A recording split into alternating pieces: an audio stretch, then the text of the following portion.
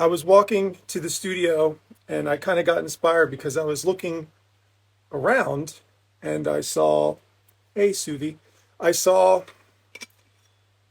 like billboards and signs, and I was thinking about how artists can get inspired by like random signs. But I also know that artists can get inspired by telling ChatGPT, for example, like, hey, come up with some lyric ideas for a song about, or something like that. And the reason I was thinking about it was because as humans, when we're randomly looking for inspiration, inspiration hits us randomly.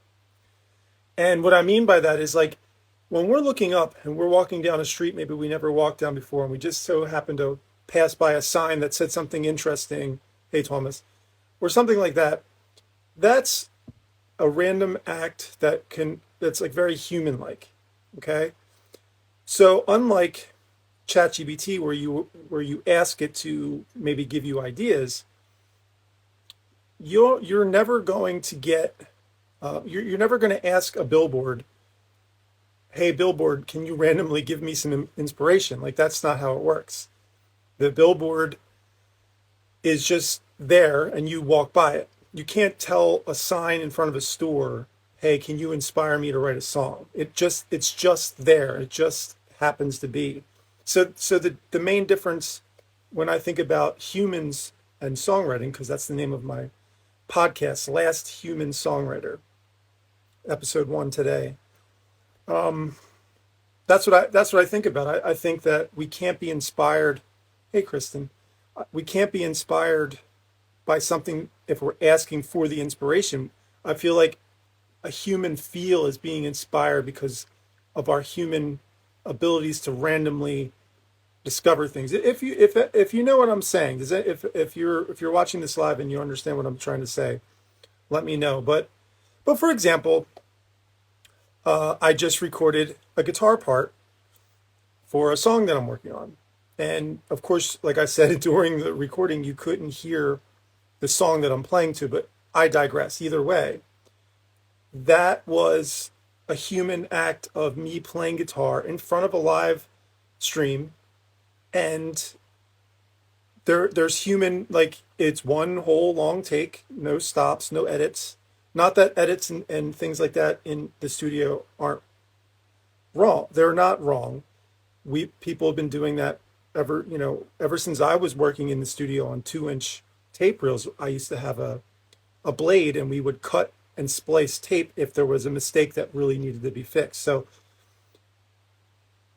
we don't need to make perfect takes, and we can do edits and things like that. But at some point we need to figure out who will or might be the actual last human songwriter.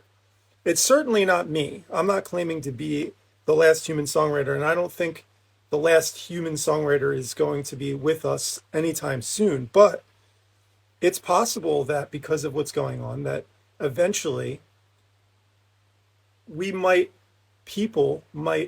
humanity might tend to be connected or somehow a part of AI, which in return will help and inspire and write music for humans. And no longer will we randomly be walking down the street and we see, oh, look, there's a doggy in the window. How much was that doggy in the window? Like there's a song. And most likely that person who wrote the song, I don't know who it is, but maybe they were walking by and they saw a doggy in the window and they wrote a song about it. They didn't ask ChatGPT to experience what it's like to walk down the street and see a dog in a window and write a song about it.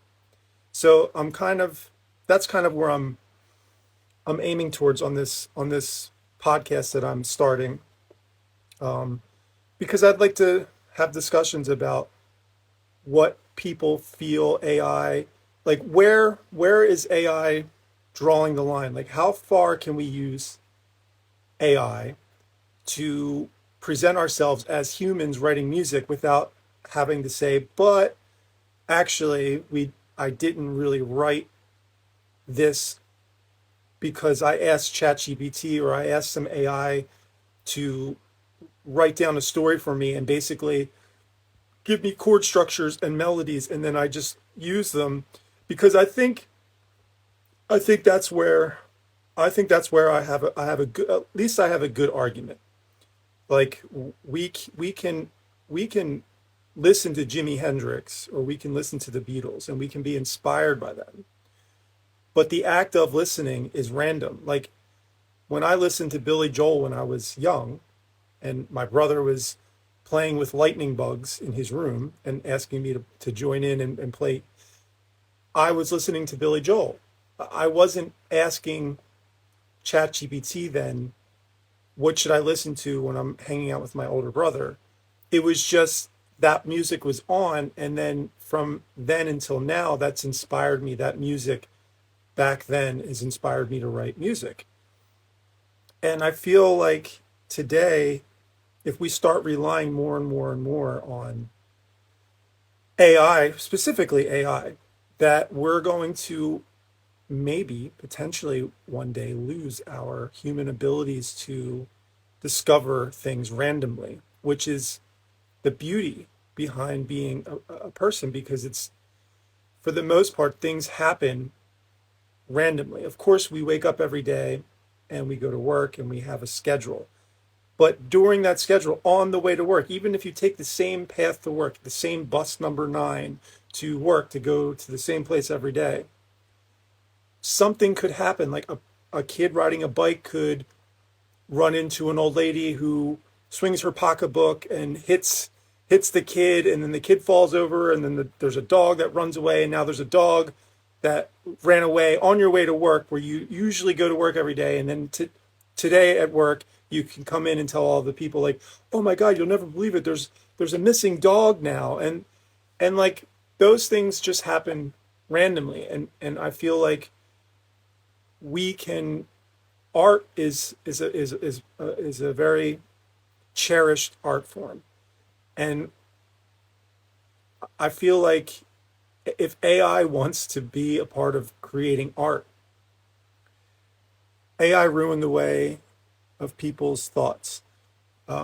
Yeah, this is live, by the way, so I'm reading people's comments. But of course, I'm going to put this on Radio. I have a YouTube channel about music and media, and but yeah, so I feel like AI can possibly, if AI wants to go ahead and say like, I'm creating art and this is what I'm creating, that'll be interesting. But at that same time, I think it's important that there's things labeled, because if you think about like art from the past until present, or at least up until the past 20 years ago, you didn't have to label something. Like if there was cavemen writings in the walls in the caves, or if there's a Picasso picture, like you don't have to like label that video killed the radio star.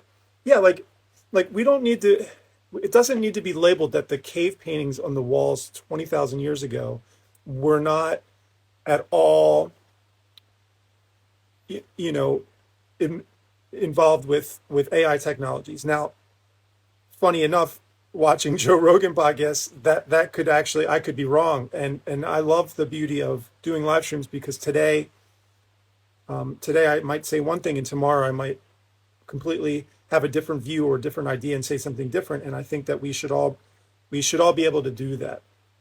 And of course, this is entertainment purposes only, these live streams, but I do put in my facts and I do say things that are on my mind. And AI technology and today and songwriting, I think that we're coming to a point where I would like to know, like if an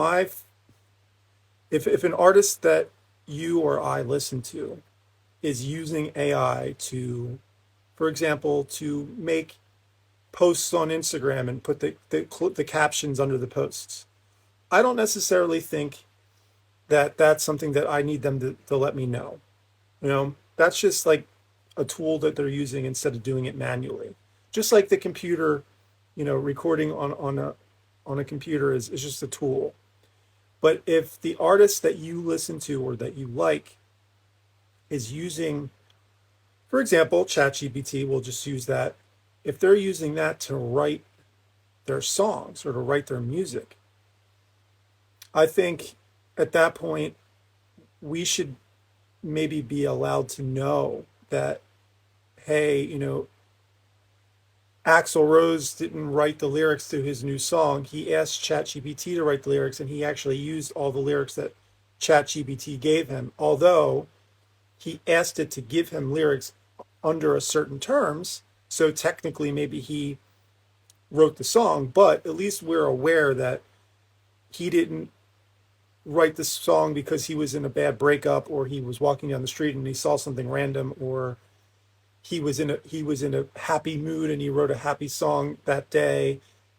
It was because he asked specifically ChatGPT to write him a song, and ChatGPT gave him the lyrics, and he used those lyrics, 100% of them, and used them for the song. And I think there is a lot of music artists that do that now. And I think that the major streaming platforms, for example, and other entities are starting to try to clamp down and crack down on that. But I still feel that in a lot of industries, especially sync licensing, we can talk to Courtney Nord about it. People are doing that, and just the amount of content that you can blow out is probably tremendous. If you're asking computers to do everything for you, obviously you can get a lot more done than somebody that's on a roll. I've been here in the studio working on music for the past few weeks, and I've been doing a lot, but at some point I'm going to get a burnout, or I'm going to be, I'm going to need a break away from the studio. And like a computer, an AI is actually going to do the opposite. The more it does it, it's going to get more efficient, and it's going to get faster and faster. And it's actually going to spit out more and more and more content. And it doesn't need to take a break. It's never going to get a burnout. It's going to keep going. So I feel like faster than we know. A lot of people like to say, like, oh, in the next few years. I say in the next few weeks, in the next few months, there's going to be a huge difference in the way things are working. So being a original is better than having AI with everything out for people, says Ninja Mom. Yeah.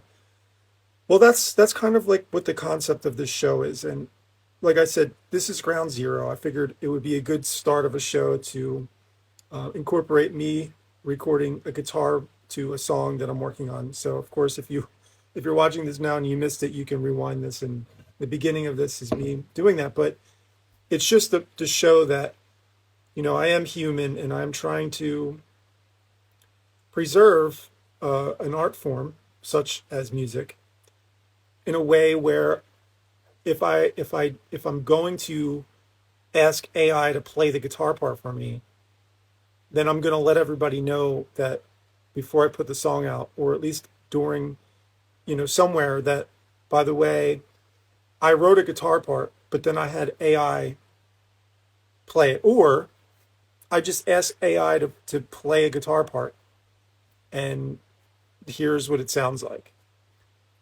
I don't have anything against AI if you use it properly. Exactly. And that's kind of what I think this podcast is about. It's about figuring out people's views in what do you feel like, how far will you allow AI to go before you come to a line, or is there a line where you say, okay, if you pass that line, like, it's not there's no human feel, it's all AI. And some people, I don't agree. I agree with Thomas. I don't have anything against AI if you use it properly, because I feel like if I repost this podcast and make some 15-second clips, and I use AI to help me determine which segments are the best, and it does it for me, and it spits out the captions, and then I can upload that on the Instagram, and I can try to get more views to my channel so people can jump in on the next discussion when I do my next show. I don't think that that's a wrong way to use AI. I think that's a brilliant way to use AI. At least it's a wholesome way to use AI, because basically it's just, instead of me doing all that, which would take me maybe an hour or two, I can spend that hour or two doing something more productive while AI does that for me in 15 minutes or 10 minutes, 5 minutes. But what I'm kind of getting at is, you know, specifically because I'm in the rock and roll music industry. I'm not too I'm not there's nothing wrong with like EDM and other types of music. I support all the music. It's just that personally, I've been involved with rock and metal for my whole music career and dabble in different genres. Don't get me wrong, I love 90 or 2000 rap like Snoop Dogg and Dr. Dre, but I digress. I think that rock and roll, working with somebody like Andy McCoy, for example, is a sort of dying art form, and unless if we don't maintain it. So moving forward, playing with Andy now and continuing to write my own rock and roll songs with his help or without his help in the future, it's keeping that going. And at the same time, human songwriting, which would is a broader subject. It's in rap, it's in EDM, it's in all the styles of music. There's humans are behind it. What I would like to find out from these podcasts is, at what point is it okay, and at what point is it are you crossing the line with AI kind of taking the human creativity away from it? So, problem solving. AI works well. Writer's block. AI could be helpful for that too, especially when you have to push yourself to the limits and you're out of your own capacity. Tears for Fears. Hey, Tears for Fears. Love that. Um, yeah, right. So, because today's my first episode, I don't know. There's so much to talk about that I feel like, now that I've started this, we'll continue to make these, and we can always go back. I can go back and watch this as hey, that was the first one about this, and I'm assuming that by the time I do my next podcast, my views and everybody's views watching this could be changed. Even if it's in the next few days, I think at the rate of the way we're going, I think so many things are changing so fast. Like I said, a person a really good songwriter, I've been doing research, they kick out between like 400 and 600 songs a year, sometimes more, sometimes less. These are professional songwriters that write jingles and things for that matter. So just think about what an AI could do. Even if right now an AI could do 2,000 songs a year, and I'm being very fair on that end. Let's just say, if it can do 2,000 songs a year today, that is, in 3 months from now, it's not going to only do 2,000 songs by the end of the year. It'll probably do 40,000 songs. Because like I said, the best human who is writing 600 songs a year can only do so much before they have to sleep, they have to eat, they have to like maintain their mental health. They can only do so much. But an AI is only going to get better and faster and better and faster every nanosecond, right?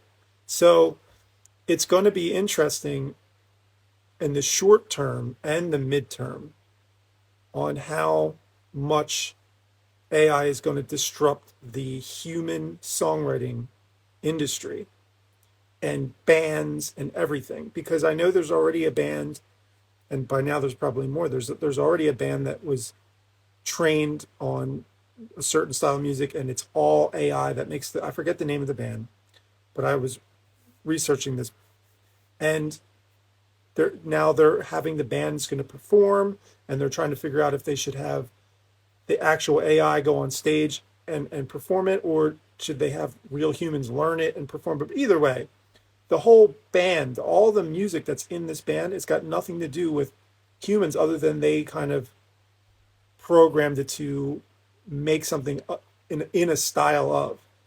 And I think that's super cool. And I'm interested in that. But at the same time, what's it going to do? What does that mean for people today that are now not only making people generally don't do what I'm doing right now, and I don't want to say they don't, but for the most part, a lot of people are not really trying to be in a band per se. They want to make music at home, and they want to explore what they can do with social media and posting their music on streaming platforms and writing music, writing their own songs.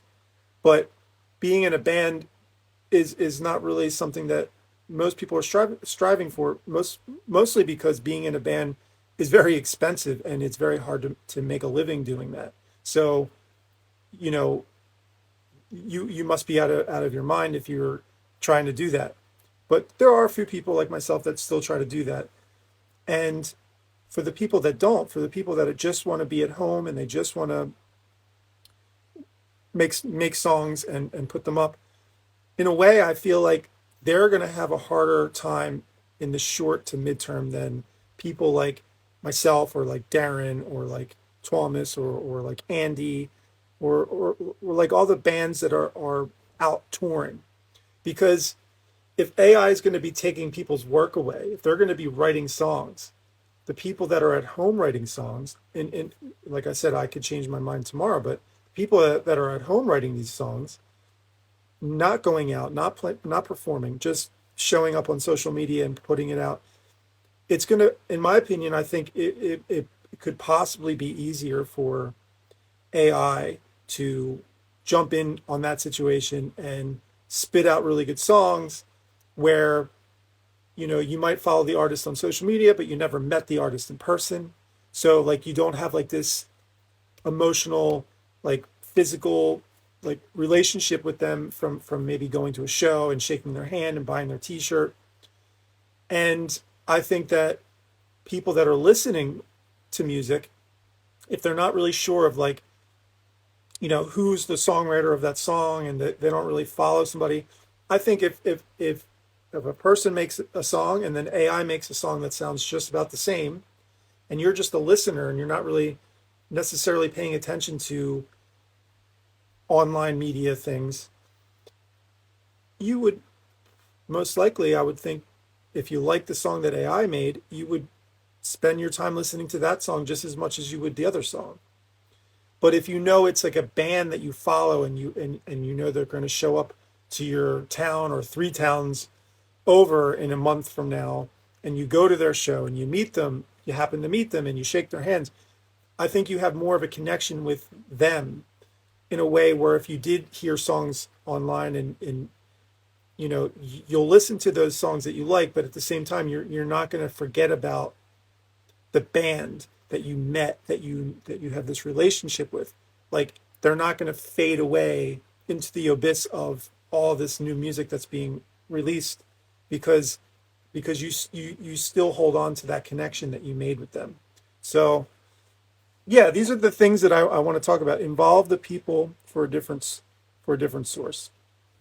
Yeah, these are the things that we want to talk about because I think human songwriting is is very is a very unique and cool art form that we don't want to lose or we don't want to be tarnished by these new technologies. And who's to say they will, right? Maybe AI is not going to do anything wrong, just like CDs didn't do anything.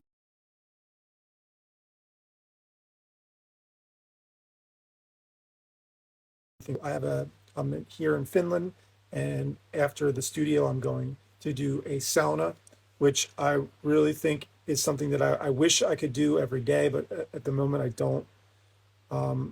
So I will take advantage of the time that I can today to do that, and I would hope that everybody would be able to do a sauna or at least try it. One of the things that AI might be able to help is with humanity in general, and that's a whole other subject. But I think AI is supposed to make life better for us humans in general. So maybe AI isn't going to ruin human songwriting, but at the end of the day, it's a concern of mine, and it's something that I think is worth talking about. So I started a podcast, and like I said, today is the first one, and I hope that you enjoy the song. Although you can't hear the song in the beginning of the show, I will finish that song soon, and then you will be able to hear what I was playing to. And yeah, so anyway, I'm going to go now, but thank you all for joining me. Hiro, Ninja Mom, Unknown, Twamis, everybody that was here. Thank you for joining me on my first podcast, and I'm looking forward. Put it in the comments if you like this and you want me to do another one. Write it in the comments. It'll help. You know, it'll help. I'll see it and I'll be like, oh yeah, maybe I should do another one. I think this would be cool, and I can have some guests on and things like that, and we can continue this discussion. So thank you all, and I will see you on the next stream. Rock and roll. Bye bye.